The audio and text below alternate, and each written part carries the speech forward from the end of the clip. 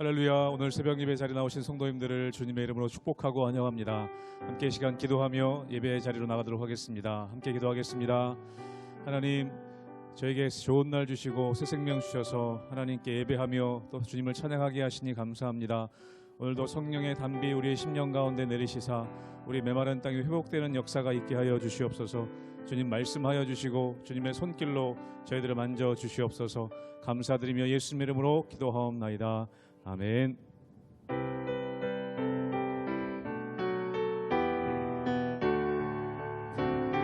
빈들의 마른 풀같이 빈들의 마른 풀같이 시드는 나의 영혼 주님이 약속한 성령 간절히 기다리네 가물어 메마른 땅에 단비를 내리시듯 성령의 단비를 부어 새 생명 주옵소. 반가운 빗소리 들려 반가운 빗소리 들려 산천이 춤을 추네 봄비로 내리는 성령 내게도 주옵소서. 가물어 메마른 땅에 단비를 내리시듯 성령의 단비를 부어 새 생명 주옵소. 철 따라 우러를 내려 철 따라 우러를 내려 조목이 무성하니 갈급한 내 심령 위에 성령을 부소. 가물어 메마른 땅에 가물어 메마른 땅에 단비를 내리시듯 성령의 단비를 부어 새 생명 주옵소. 참되신 사랑의 언약 참되신 사랑의 언약 어길 수 있사오랴. 오늘의 흡족한 은혜 주실 줄 믿습니다.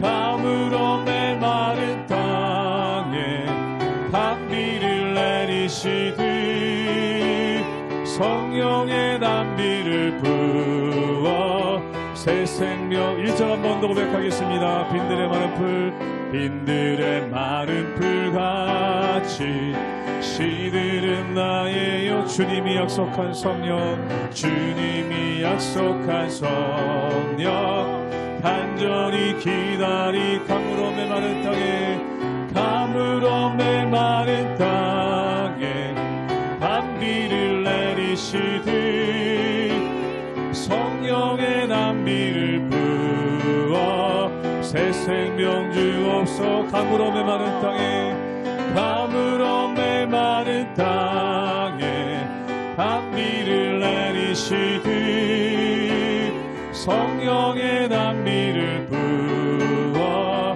새 생명 주옵소서.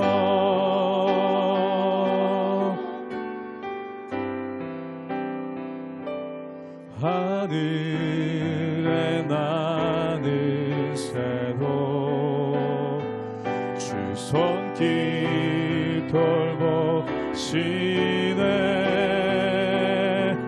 온 땅에 충만한 주 사랑으로 내 마음을 덮으소서. 주 나를 부르셨네 주의 영광 위에 모든 사랑 이끄소서. 주의 영광으로 주 말씀 향하여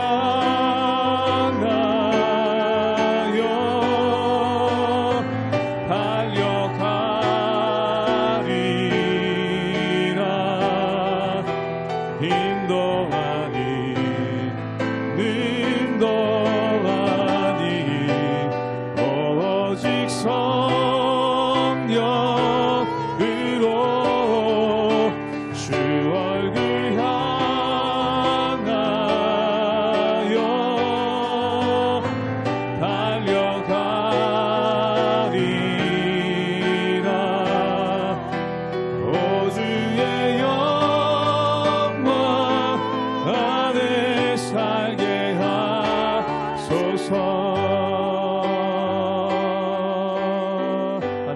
새도 하늘에 나는 새도 주 손길 돌보시네.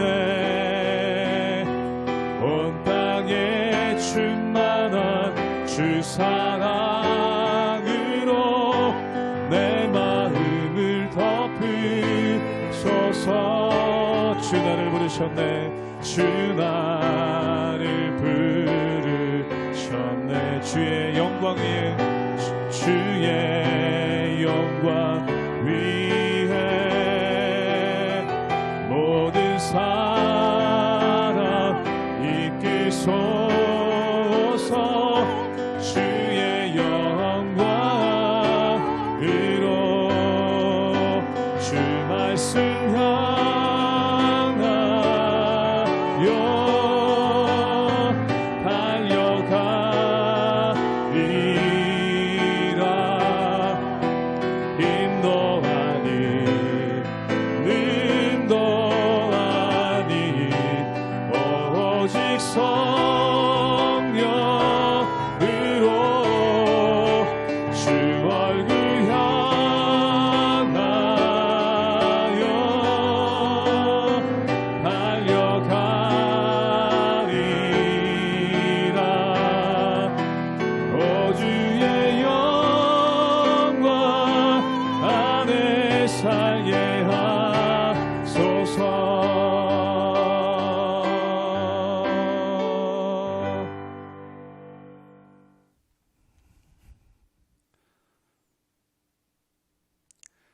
할렐루야. 우리 하나님의 은혜와 평강이 우리 성도님들 삶 가운데 날마다 가득하시기를 주님의 이름으로 축원합니다.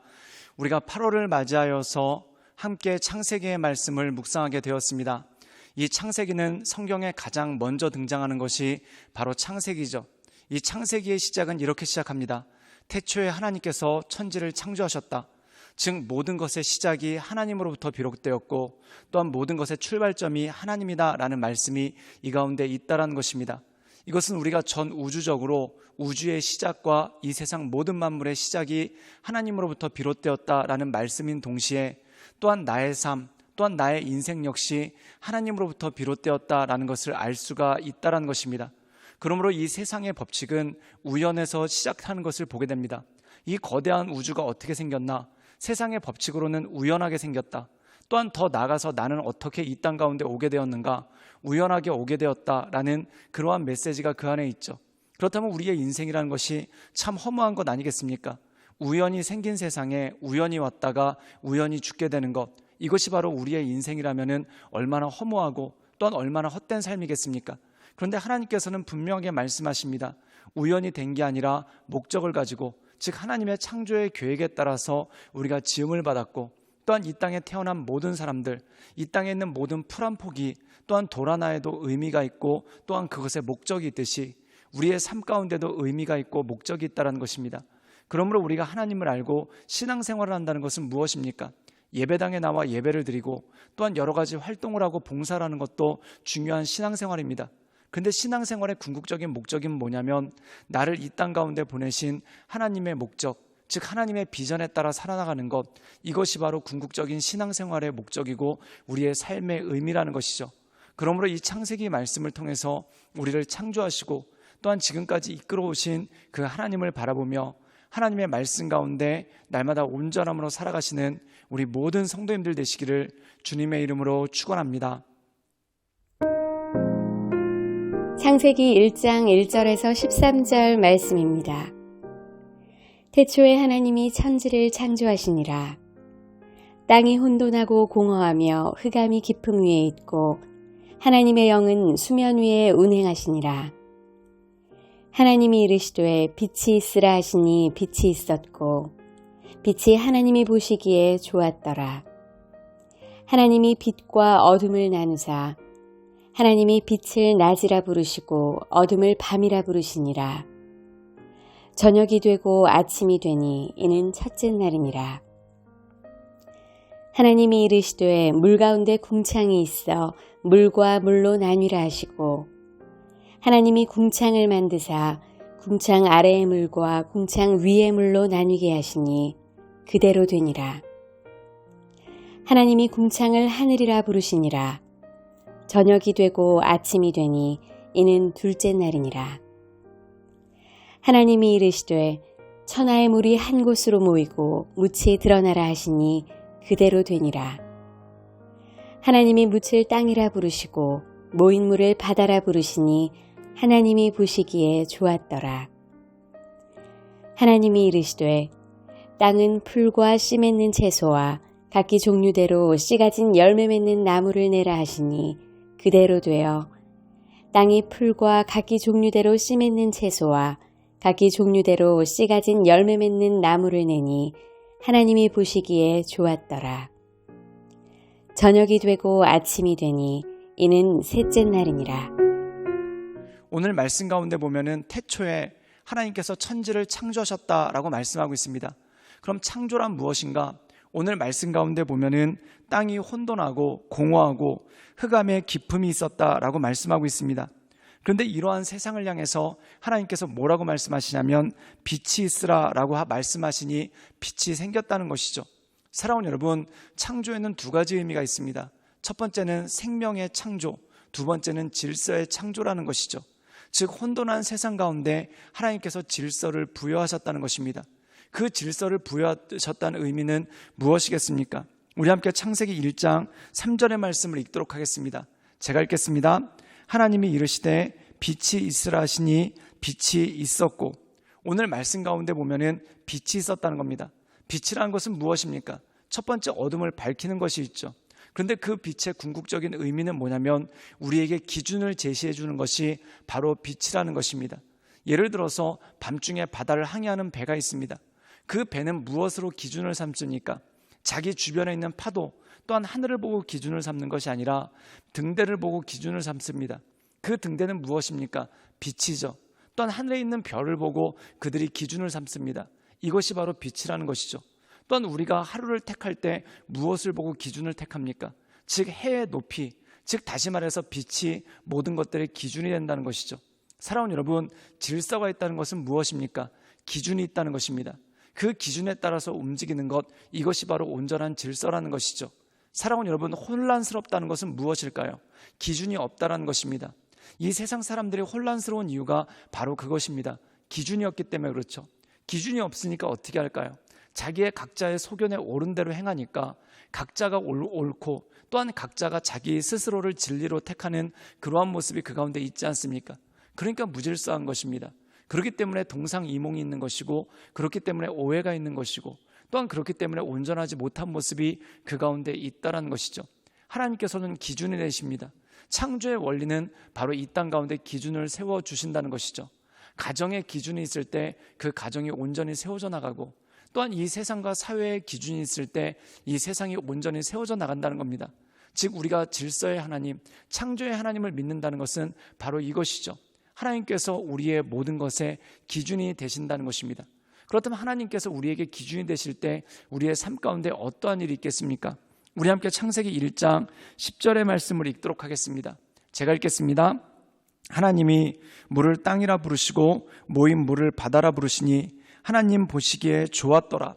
오늘 말씀 가운데 보면은 땅과 바다를 나누시는 그러한 역사가 그 가운데 있는 것을 보게 됩니다. 그리고 그 이전에 빛과 어둠을 나누시는 그러한 모습이 있죠. 사랑하는 여러분, 빛과 어둠은 상극 아닙니까? 또한 바다와 육지는 상극이 아닙니까? 그런데 이 상극이 하나님의 질서 안에 있을 때 조화를 이루게 되는 그러한 모습이 그 가운데 있다는 것이죠. 사랑하는 여러분, 세상은 획일화되지 않습니다. 한 가지로 되어 있지 않습니다. 색깔에 여러 색깔이 있고 또한 음에도 여러 가지 음계가 있습니다.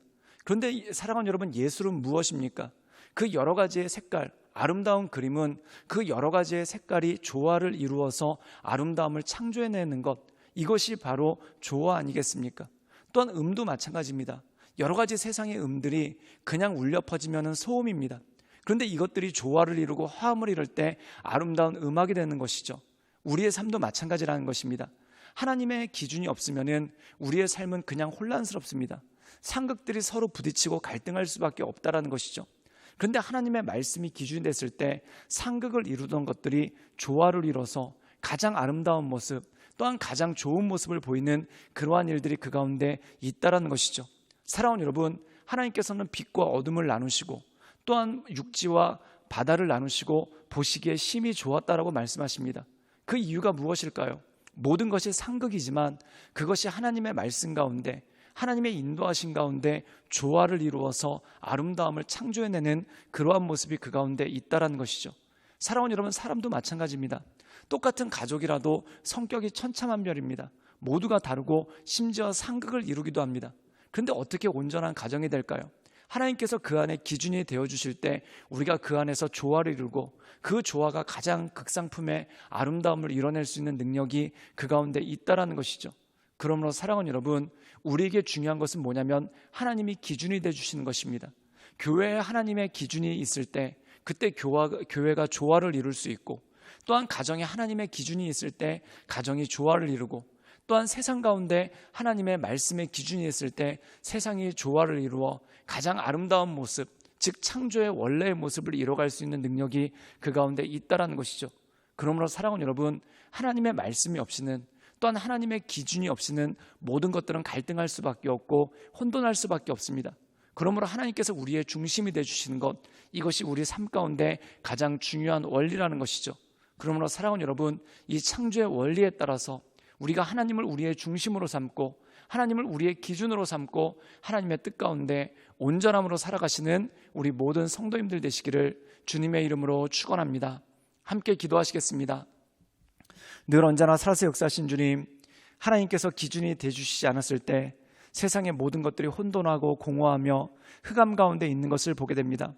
그러나 주님께서 빛으로 오셔서 이 세상의 모든 것의 기준이 되어주셨을 때 하나님, 이 모든 것들이 조화를 이루고 질서를 이루어 가장 아름다운 모습을 이뤄내는 것을 보게 됩니다.